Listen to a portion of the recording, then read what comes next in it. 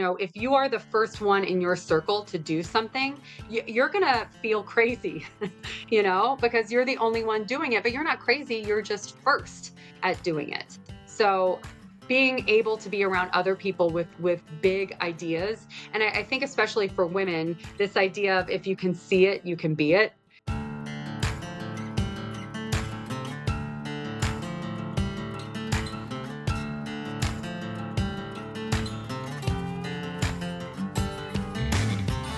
Constructing your life is about much more than just building a bank account. Each week, join real estate entrepreneur and mindset coach Austin Linney as he interviews guests who are constructing their dream lives and impacting the world around them on a daily basis. If you're an entrepreneur or wanting to start a business, or you just want to hear motivating stories of how others have overcome the odds, you are in the right place. And now for your host, Austin Linney. Guys, welcome back. This is Austin Linney. She might not be the most appearance guest we've had on, but she's been on a bunch of times, but it's been a while. And now she's married. So congratulations. Mandy McAllister in the house. How are you? Living my best life, Austin. Good. Thanks for having me. That's what I like to hear. Here's my question to you is what are you currently obsessed with? Oof. I have had I've been driving a lot lately, and I find it's my clarity time. It's my thinking, feeling, find clarity in things time. And the thing that I'm obsessed with, the straight line in everything I do, is connection. So I am obsessed with connection. I love it.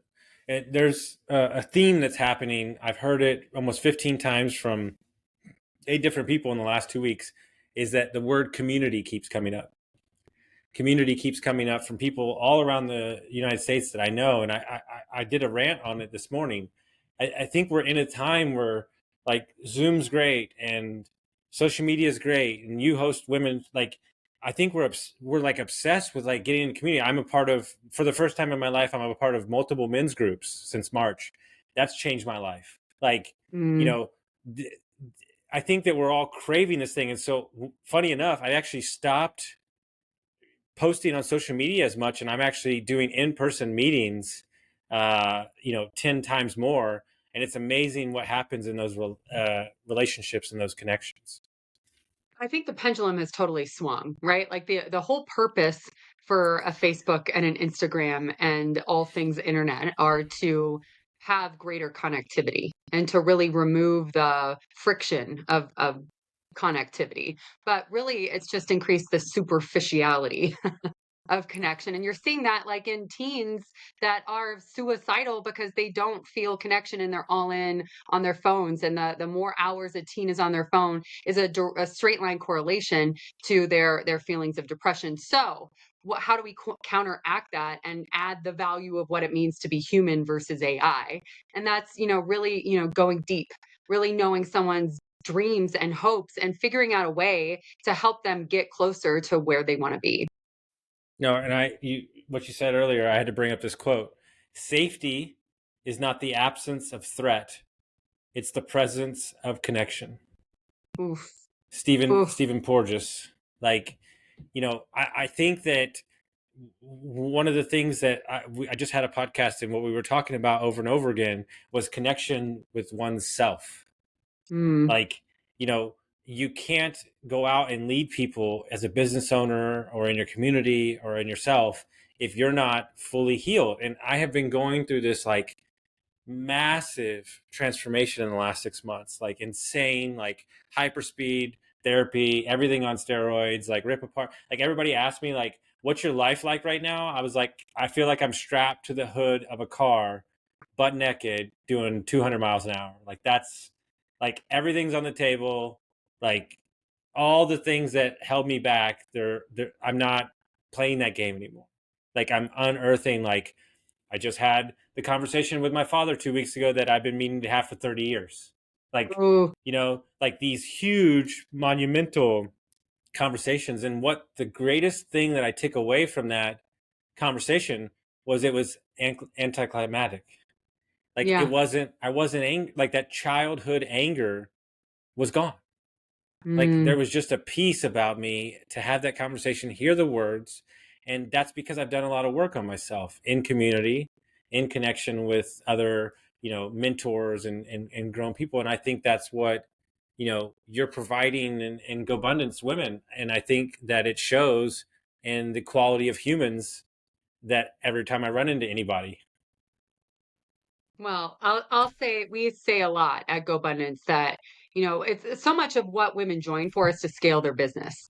But Hmm. what you figure out real quickly is that you can never scale your business past you can't scale your net worth past your self-worth.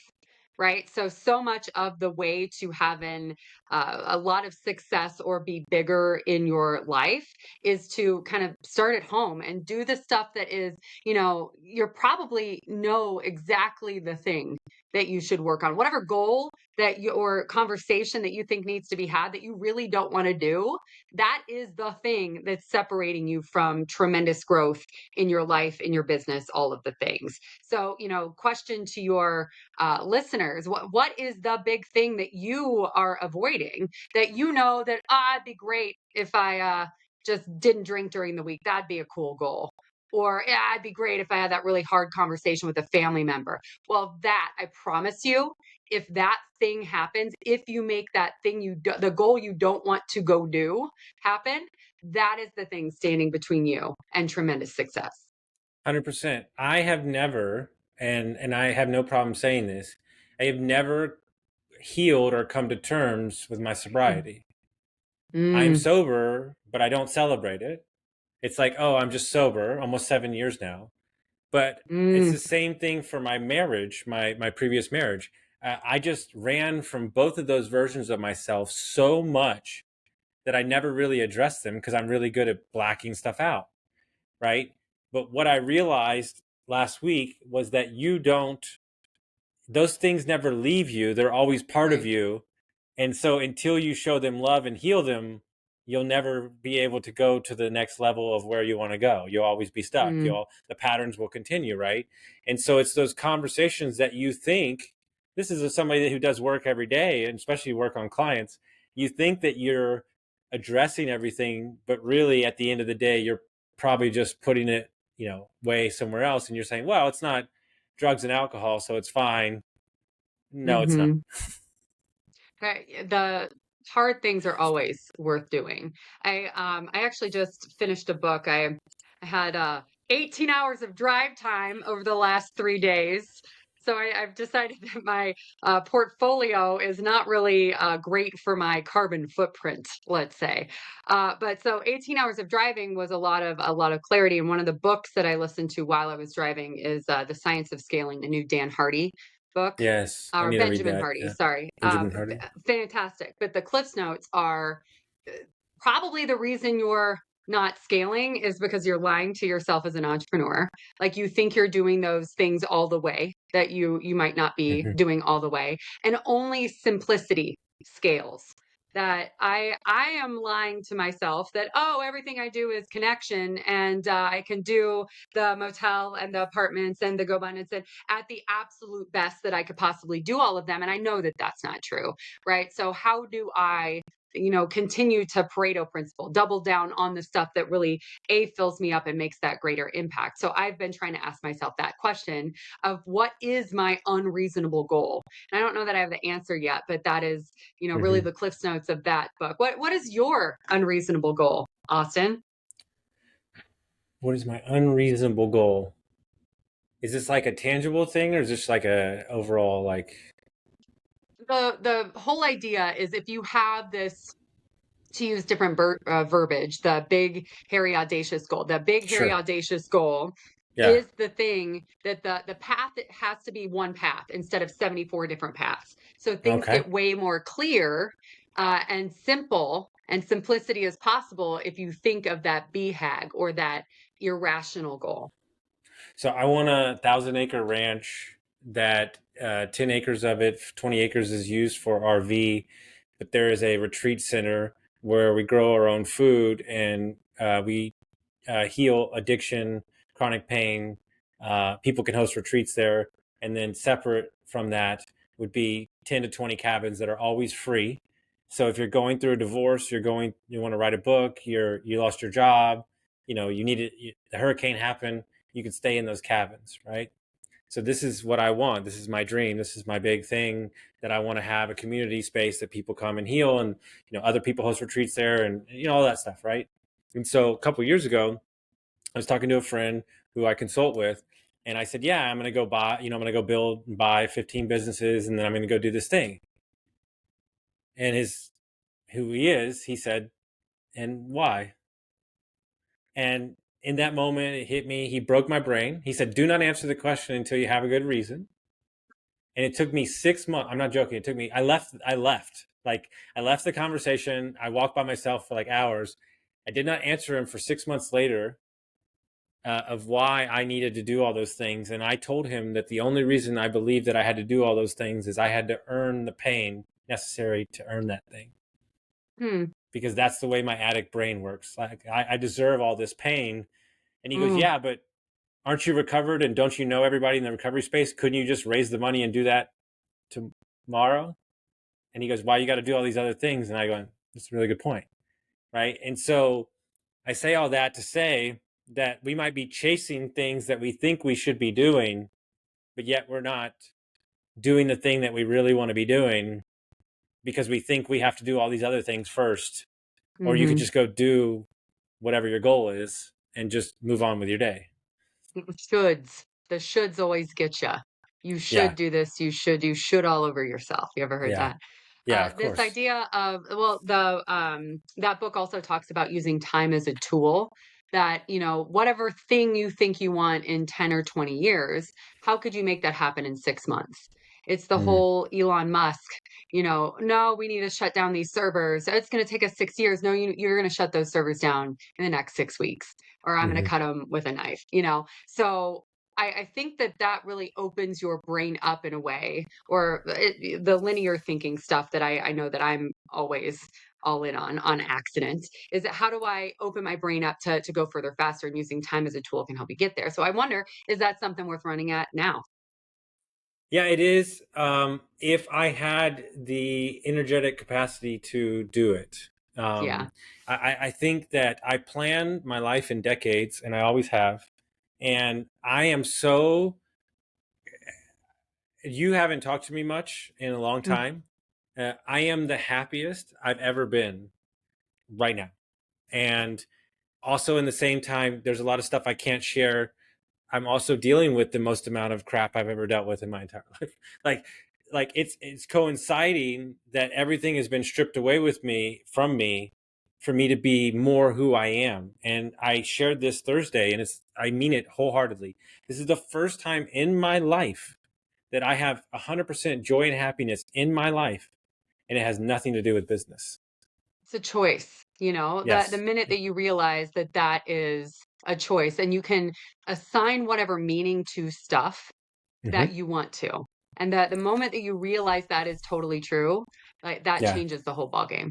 No, business was put in front of everything.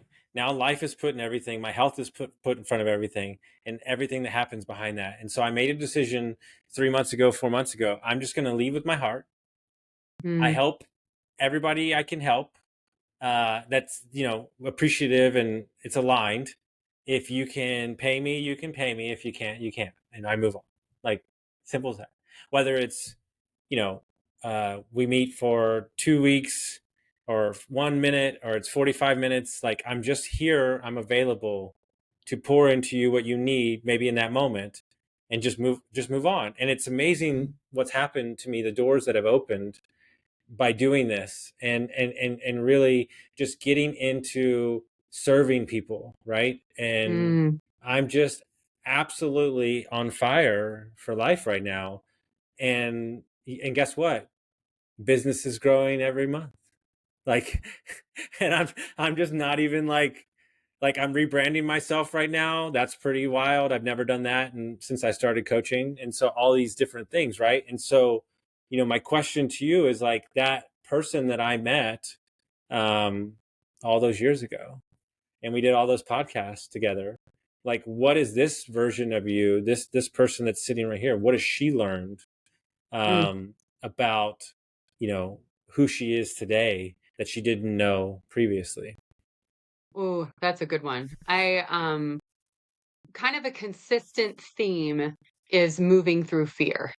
Because, I think that especially for women, because my life experience is as a woman, that's what I know. That girls are taught to be perfect and boys are taught to be brave. So if you were the girl who did all the right things and you raised your hand and you got straight A's and you did everything right, and then you decide, let's go be an entrepreneur, which is completely 100% centered in gotta fail in order to move forward. Like the growth that I have experienced has always been on the back of my ability to face some fear, my ability to run at something that felt way too scary. So I am still in process of becoming more and more fearless, but I do identify that as a straight line that has gotten in my way. Moreover, I think a lot of the people that I really revered, to call it 10 years ago, I now recognize that some of them didn't know Jack. The only difference between me and them at that point and now is their willingness to trust their own judgment in a way I wasn't willing to trust my own judgment. So I meet more and more people in these, leading edge of capitalism type people, Austin.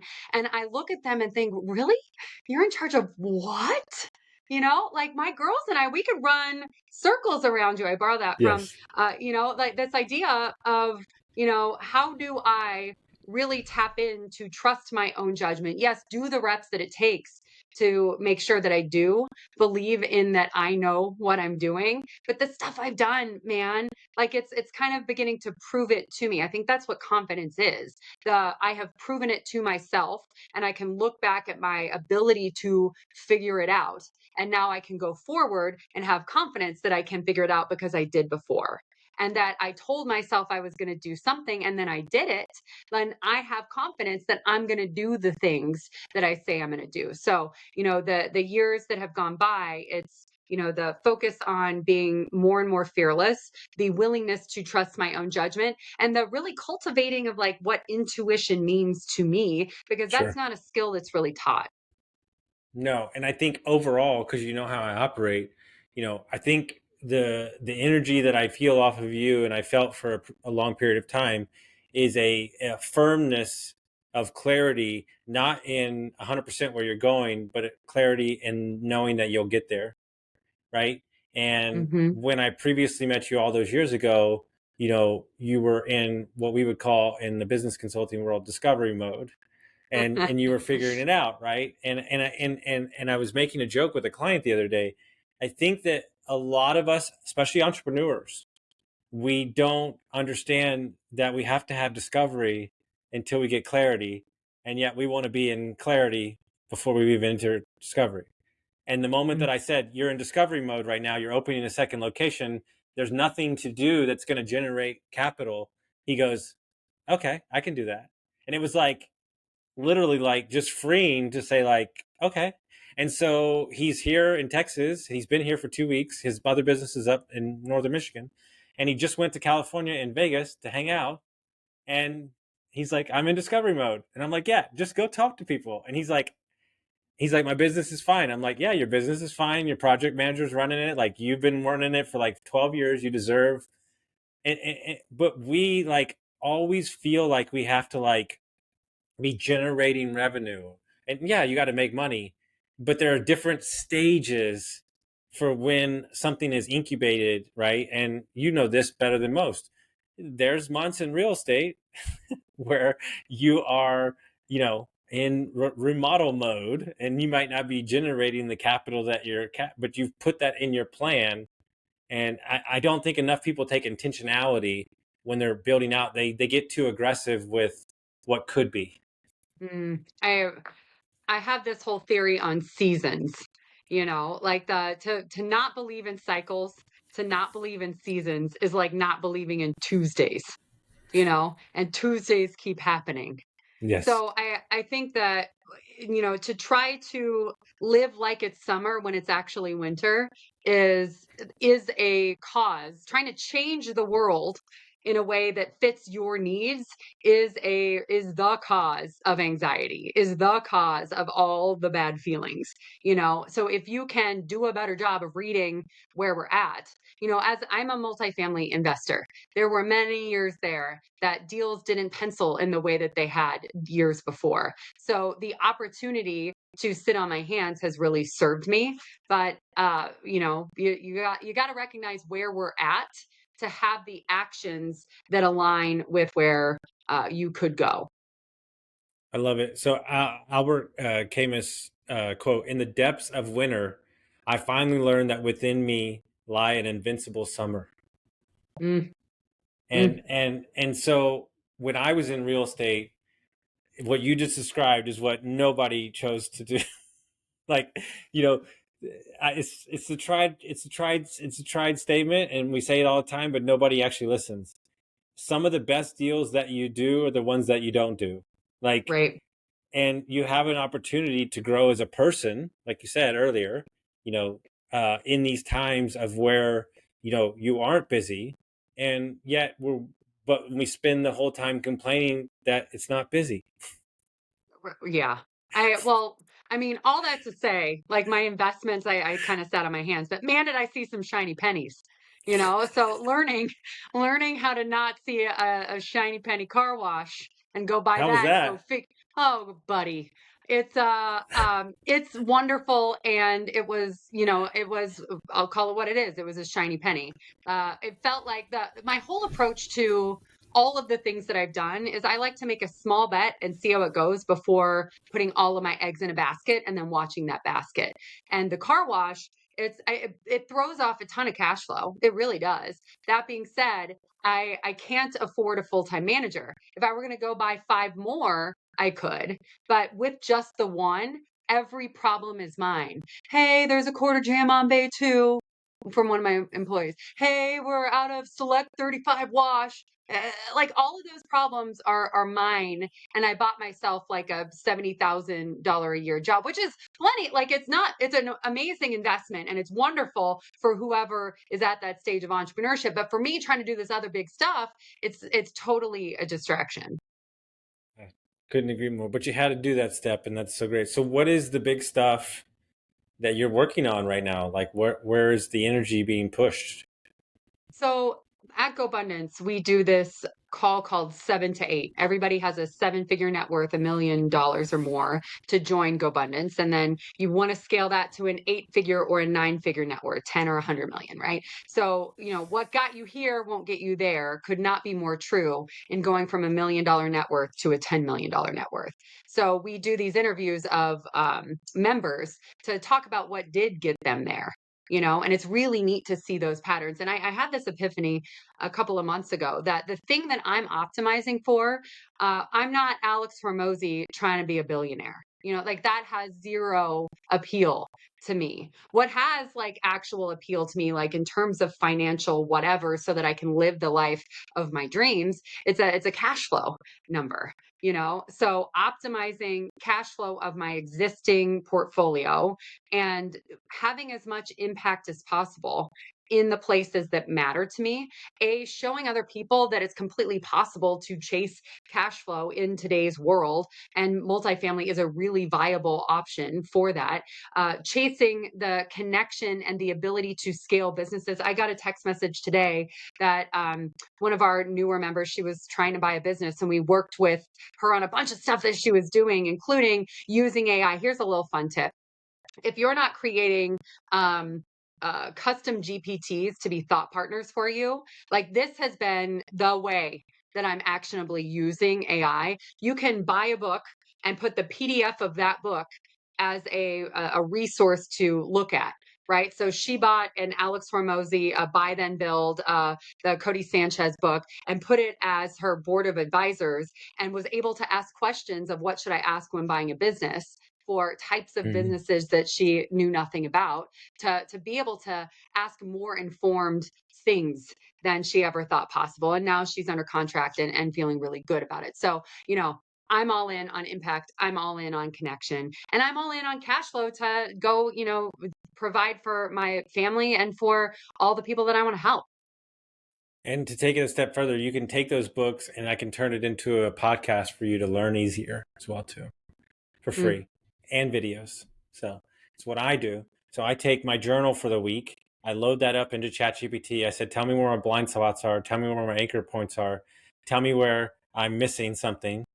And then I take that report and then I load that up into Notebook LM, and I create a podcast for myself. And that's what I listen to in the morning when I walk. And That's so, awesome.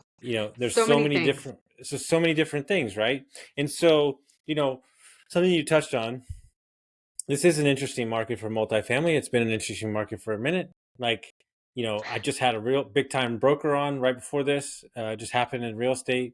And we were talking about how nobody, I don't, there's two things I won't talk about, especially with real estate people. I won't talk about the weather because it's boring conversation. And I won't talk about the market because the market Got is it. what the market is, right? Yes. So Yeah. so how do you survive and thrive in these times, these cycles, seasons, whatever you want to call them, when things are not optimal? Mm. So I'm going to answer this two ways. One is I make sure it really works when I'm buying it. I think the way people lost their shirts is they bought something that will work if you can thread the needle and I can add this bedroom and I get, this extra rent that I might get or I might not get it. Like 7,000 things need to line up for you to have a successful deal. Like that is not the way your girl Mandy has approached acquisitions. I put it on super long debt, because so that the whole cycle can go before I have to start refinancing. And I make sure that I have a bunch of different options so that I'm not feeling anxiety. So that's thing one. You can set yourself up from acquisition so that even when it goes bad, it's still okay. You know. Secondly, I've looked at my smaller stuff, like how can I do more with what I've got? The bulk of my real wins in all things real estate have been because I've figured out what the highest and best use of something was. Unfurnished rentals becoming furnished rentals for students. There's oh wow, they're putting a Microsoft base that's going to have all remote workers in this area of Wisconsin. I'm going to turn all of these one bedrooms into midterm rentals. So how do you do more with what you've got with your unfair advantage of knowing what's happening in that single market? No, that's so true. And I think people haven't maximized out their assets or their creativity, or whatever you want to call it, right? Because that's what you have to do, and you have to leave no stone unturned. Like that's my Hmm. philosophy in life. Like, why do you have all these coffee meetings with private equity dudes and VCs and just every young kids and like you never know. You never Yeah. know. Like you just always in community, turning over stones, getting creative, learning. I made a promise to myself that I would spend the next 3 years being as uncomfortable as possible. Like Ooh. that's my thing. So I'm taking meetings, and I'm taking roles like with consulting firms like that I do contract work for like fun, like I like just because like just because I want to do things I've never done before. And I'm having lunch with VC guys because I find that stuff to be interesting and also ridiculous, because I think that their model is insane. Like, oh, we're going to bet on 100 businesses and then two are going to work and we'll be fine. Like it's just such a weird mindset. So when you're having these conversations, you're tapping into things instead of, if I'm being honest, and I apologize to offend all the real estate people out there, but the real estate people need to get out of their little bubble a little bit and have some conversations outside of real estate. That was my number one issue with real estate. Well, I think any industry, anything that you start to know more and more about less and less, the opportunity to think more globally becomes really important. Mm-hmm. Mm-hmm. There was, God, I don't remember that book, but this idea of being a high level generalist can give Yes. you a lot of ideas. Honestly, being part of GoBundance Women, one of the first things that happened to me is I was next to, developers. I was next to people who did short-term rentals, people who own businesses, and I got to see how they all solved problems differently. And I forget, it's he's got crazy hair. I'm gonna send you his name later. But he talks about idea sex. You know, when Okay. two like I like very, it. very like disparate ideas come together, that's what makes a new idea, makes something Interesting. really new and exciting. So you have to like, you know, not just real estate people, any friggin' buddy. Anybody. Good point. Yeah. If all you do is plumbing all day long, then the HVAC guy is probably going to have an idea of how you can Yeah. improve your business. So you got to get around people who are big thinkers doing different stuff than you. I love that. And so I want to spend this last little bit on kind of, you're running GoBundance, you're owning it, you're running the whole show. What have you seen, as the community's grown, what excites you the most, and what are you seeing come out of the community for anybody that's not aware of what it is? So, GoBundance, for anybody who don't know what it is, we are a tribe of healthy, wealthy, generous women who choose to lead epic lives. We are all accredited investors, so women who found some level of success in their business, and we are hungry for more. So, I would say that the majority of people who come to us want to figure out how to scale their business and figure out some straight line ROI. And the majority of women who, are raving fans, they came for the business scaling, but then what they got in terms of feeling like they weren't alone, the feeling like they're not crazy, the getting a high five for closing a multi-million-dollar deal rather than the it must be nice, that is the thing that keeps people coming back for more. Because I think that, if you are the first one in your circle to do something, you're gonna feel crazy, because you're the only one doing it, but you're not crazy, you're just first at doing it. So being able to be around other people with big ideas, and I think especially for women, this idea of if you can see it, you can be it. One of my friends, Mm, Beth Azor, she is a commercial real estate investor. She's got an $80 million portfolio in South Florida of mostly like strip malls. And she realized that 3% of commercial real estate investors are women. And half of those 3% are just signing on debt because their husband owns it, it's only 1.5% of investors are women.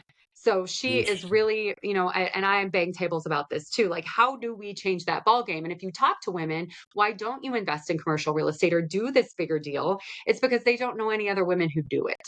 Right. So if Interesting. women are really looking to live a big life and don't want to give up getting to be a mom, and they want to be an and rather than an or, like, do I need to be a mom, a great mom, or do I need to run a multi-million-dollar business? You can have an and there. And that is really what I have been most pleased to have an opportunity to see in my own life, but also see happening for all our members.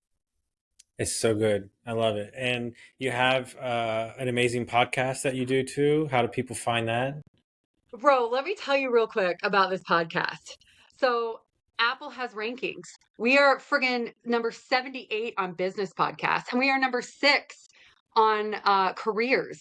It's hilarious that like I go quit my job and now I'm somebody people listen to about careers. That just makes me giggle. But it's been Yes. really fulfilling to get ideas out that are, mind changing, life changing, making people see that they can do more and be more if they choose to be. So it's called Power Up Your Life. You can find it on any of your favorite platforms, Spotify, Apple, all of the things. And as you can see, guys, Mandy's not excited about her life whatsoever. So it's cool. So if people All want to reach out jazzy. to you personally, how would they do that? So my website is mandymcallister.com, McAllister. That has links to all my social medias, all the stuff that I'm up to. Wonderful. Guys, if you got some value from this episode, send it to a friend, share us around, and we'll see you next time.